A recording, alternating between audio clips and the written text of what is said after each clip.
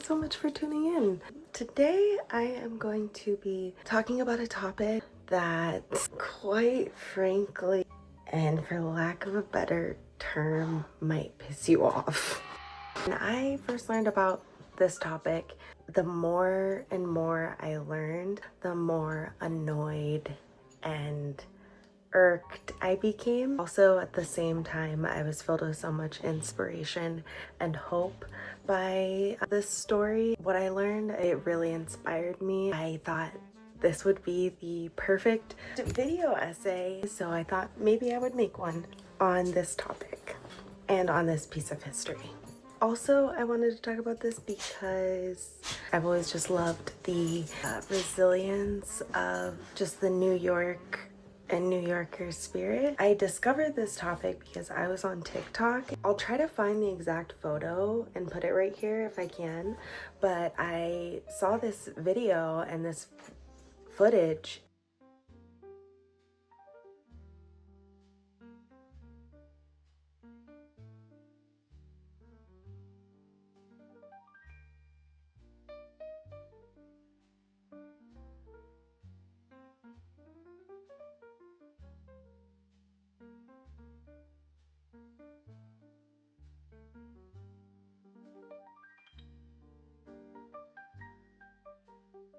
I thought that it was a war zone. I literally thought that it was a war zone, but I looked at the caption and I continued to listen. It said that it was the South Bronx in the 80s, and I was shocked. I was so shocked. And so I really went down a rabbit hole, learned so much. I wanted to kind of create this video and share what I learned. In the 1970s, there was a place in New York City that many Americans believed had become unlivable. A place shown on the nightly news as burning. A place described as abandoned and beyond saving. That place was the South Bronx.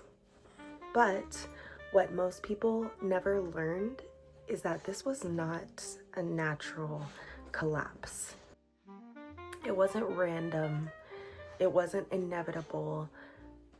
This is the story of how the South Bronx was systematically neglected and how an entire community was pushed to the brink, and also how residents organized to reclaim their neighborhood themselves. We'll also go into how the citizens and residents of these neighborhoods organized grassroots organizations, one of which being Banana Kelly, to rebuild just destruction of this entire borough of New York City.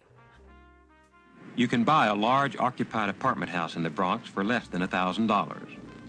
By taking advantage of the city's 3-year tax moratorium, you can collect several thousand a month while paying no taxes, provide heat and services infrequently and only under duress, no maintenance. A few promises will keep the rents coming in until the tenants give up in disgust. Then $200 will buy you a first-class arson job. Federally subsidized fire insurance is required by law. A quick settlement with few questions will put you ahead by $70,000 or $80,000. The story we were told, the story the whole world was told, was that the fires were somehow our fault. But we didn't burn the Bronx. We were the ones who saved it.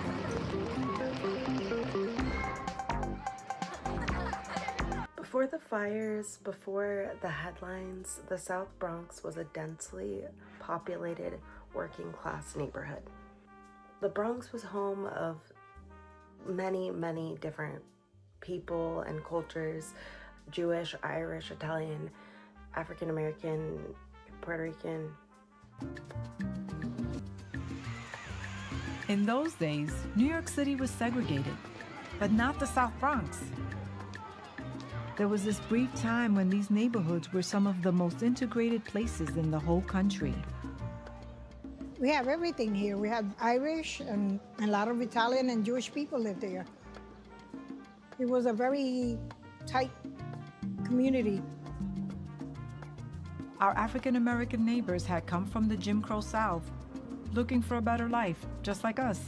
And the apartment buildings there were full. commercial buildings were active, and the community was also very tight-knit.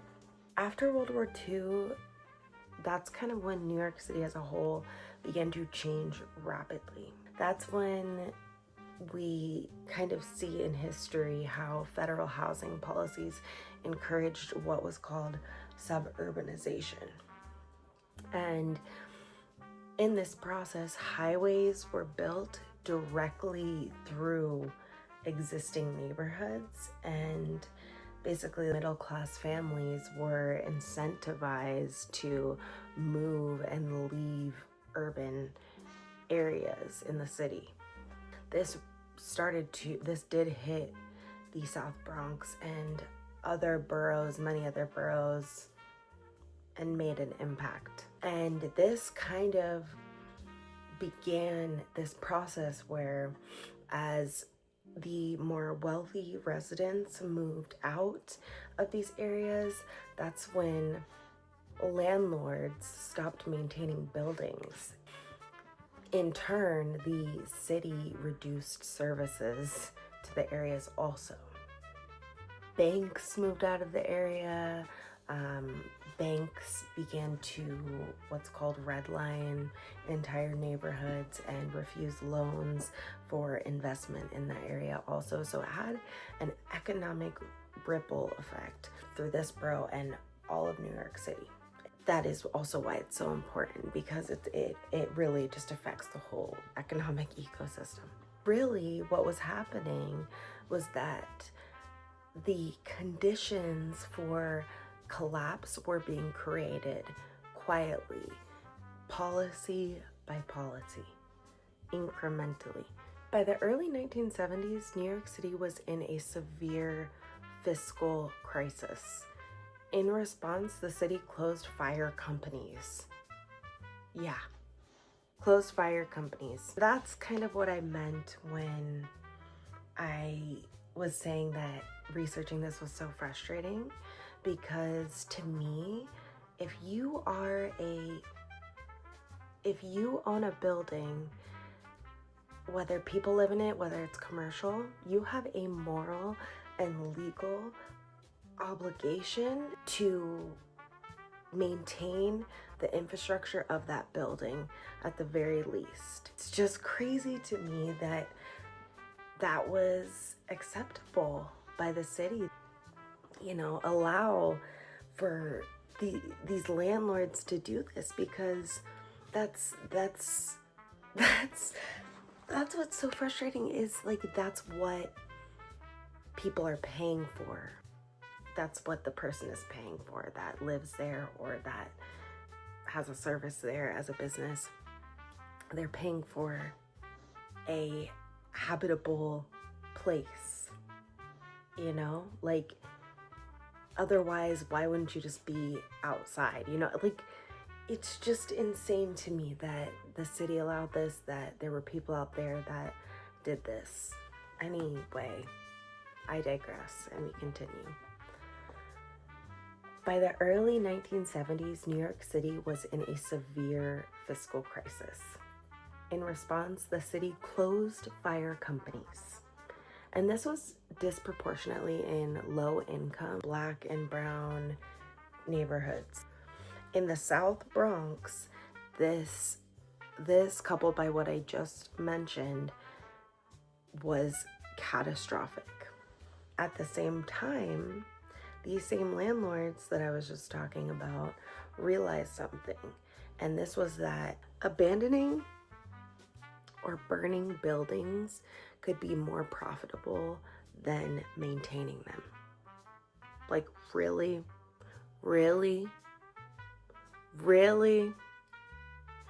And insurance payouts became an incentive during this time, as you can imagine. And so the product of that was arson, and it became widespread, meaning that there were intentional fires being set to these already not well maintained buildings, and this was intentional by landlords to get an insurance payout because this became more profitable. entire blocks burned. Like, really? Really? Anyway, and so some areas lost 40% of housing stock. So that just means, and that's what I was talking about with the economic effect. It just, stock in the housing market in that area just plummeted completely because it was just rubble. This is when some residents described watching fires rage for hours before help arrived, if it arrived at all. And this is how the phrase, "the Bronx is burning," became national narrative, where there was more attention to what was happening. There's a documentary on YouTube called Decade of Fire. I highly recommend watching that documentary. I found it to be very educational and informative. The link for Decade of Fire on YouTube will be in the description below.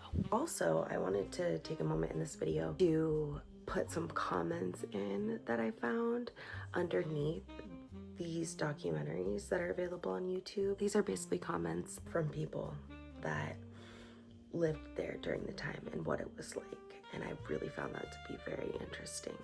So I'm gonna put that up and then I'm gonna do a voiceover. We lost 80% of our buildings in the South Bronx. It was crazy. My mom came home one night and the landlord literally told her, "The building is finished." He left. The building was massive and absolutely beautiful. They don't build apartments with space like that anymore. The whole block literally died overnight. Even in those hard times, we were able to be happy. We did create a strong sense of community and friendship with our family, friends, and neighbors. They always tried to help one another. I still have wonderful memories of those times. This comment, as well as others that I'll read, were a huge inspiration behind this video. When I mentioned the New York spirit earlier, this is exactly what I was talking about. Resiliency and community. I moved to Inwood Heights from California in 1985. I was 7 years old and I remember going into the Bronx and East Harlem. I felt like I went into a different country. It reminded me of war-torn Germany. I came to the Bronx in 87. I remember the burned down buildings. I remember playing in the rubble. I've been looking for a doc like this. I really appreciate you for this, and amazing that you are still in the fight. God bless you. I learned so much. I agree with this comment. I really learned so much from this documentary and through all the research. Researching for this video and reading these comments gave me so much hope and showed me that there's always hope and resiliency, even in hard situations. Now that we've taken a moment to acknowledge the stories of those that actually lived there during this time, let's get back to what we were on track for on the video, which is continuing to explain the effects of the continual destruction and dismantlement of the infrastructure there by different means, and by especially the burning of buildings and the lack of resources to put out those fires. So this just created a situation where families were being displaced and communities were just, the community was just totally shattered. That's when you start to see these just vacant lots where there used to be apartment buildings, boarded up places. Like I said, it looked like a war zone. There was just rubble. I mean, it looked like there was nothing left. I really still can't believe it.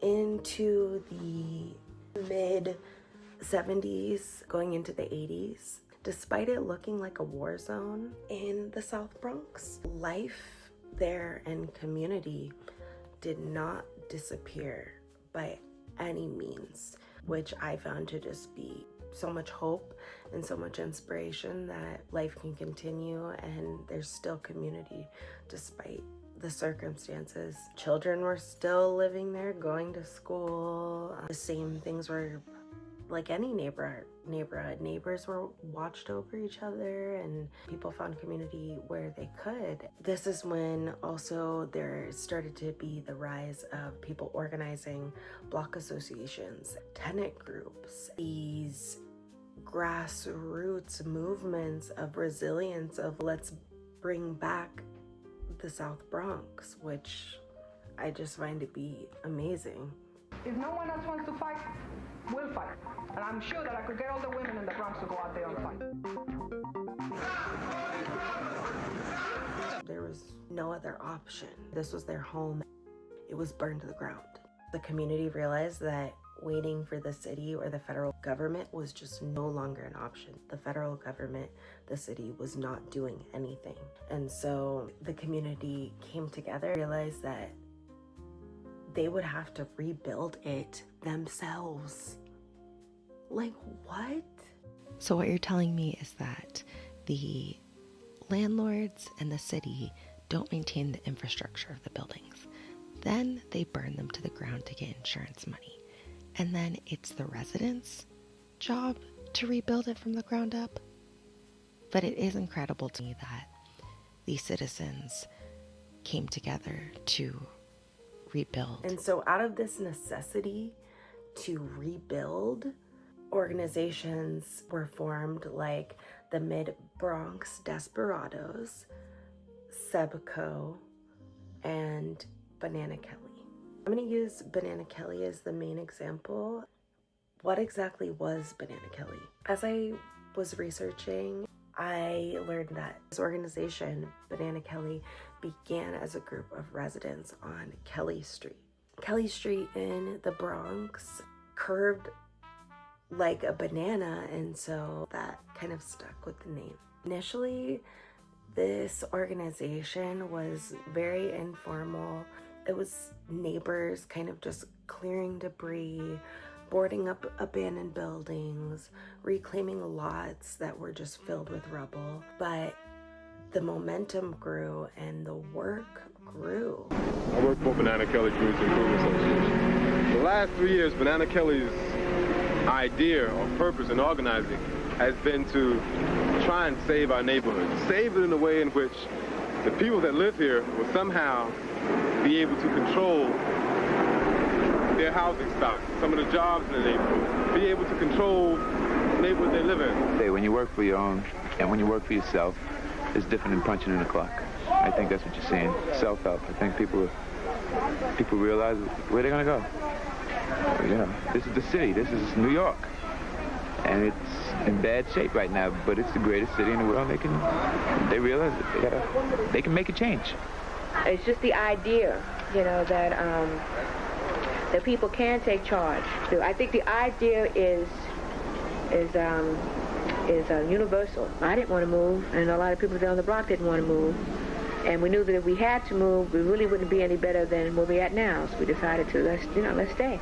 Banana Kelly is involved in a variety of programs: management, sweat equity rehab, weatherization, solar, open space. All this is what I would call Banana Kelly Phase 1. In the spring of '77, we started doing things like block parties and street cleanups, trying to get people down into the street.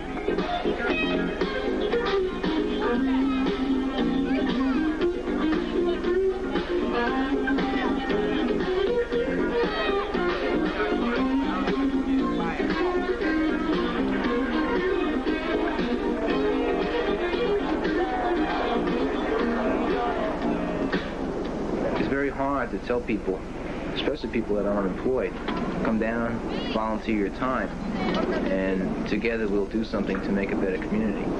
I've always been a believer that volunteerism is the basis for freedom, because if everyone just does what they get paid to do, then there's no checks and balances. No business in the world starts out without someone taking a step backwards or investing something of their life in order to proceed forward. But someone like Carrie, who I feel is a catalyst, you know, you're a group of people that's sitting down and trying to find an answer to how to stop your neighborhood from deteriorating, you know, a neighborhood that's been your home for years, and someone like Carrie comes along you kind of like jump at it. I remember it was about 1977 in September where Leon approached me with a memo indicating that if you care for your neighborhood, come and join us in a meeting. And I did. I went to the meeting. And I was really inspired by what Harry had to say and Leon and everybody else about sweat equity. And the concept of sweat equity is just that you work for low-income cooperative housing. Urban homesteading in the South Bronx is never heard of. Really. This is like a dream for black people in the city.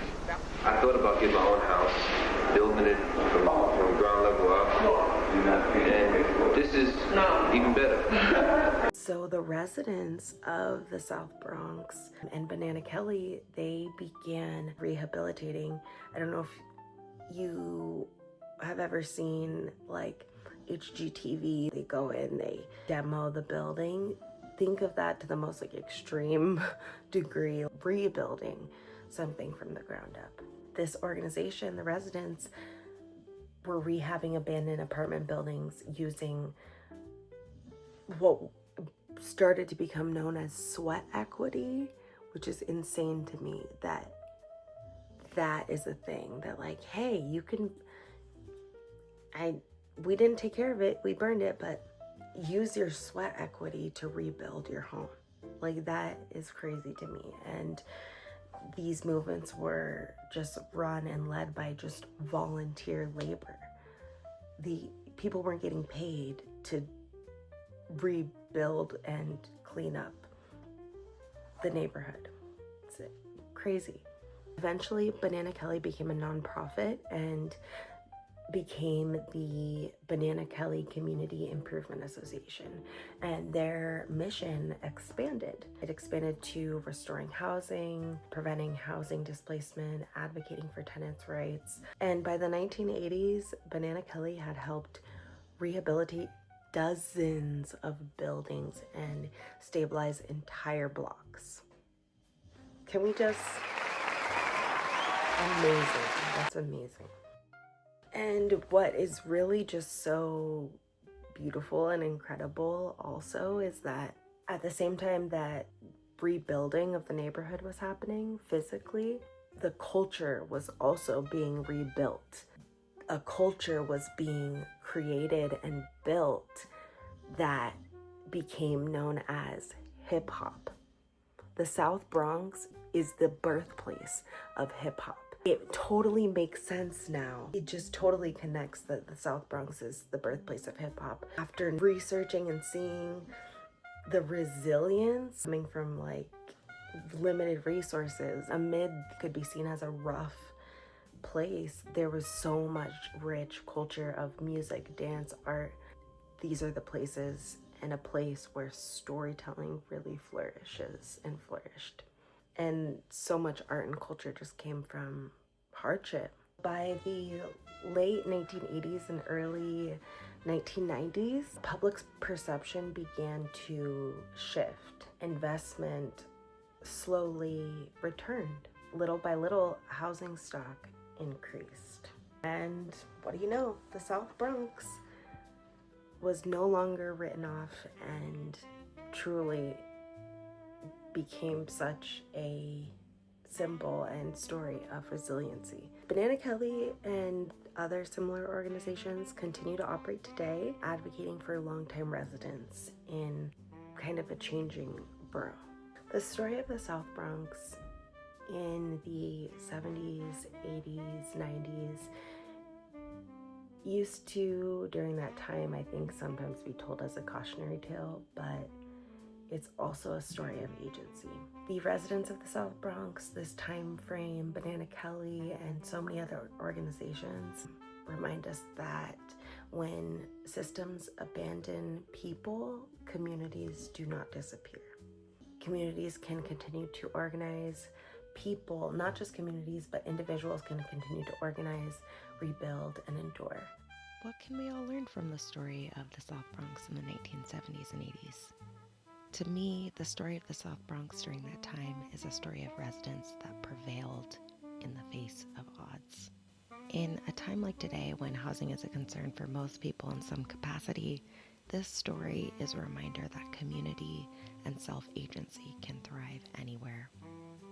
It's a reminder of hope, resiliency, and inspiration against any perceived odds.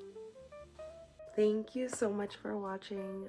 If you have any other ideas for videos or topics that you want me to talk about, I plan on this channel to just talk about anything and everything. So comment down below. Thank you so much for watching.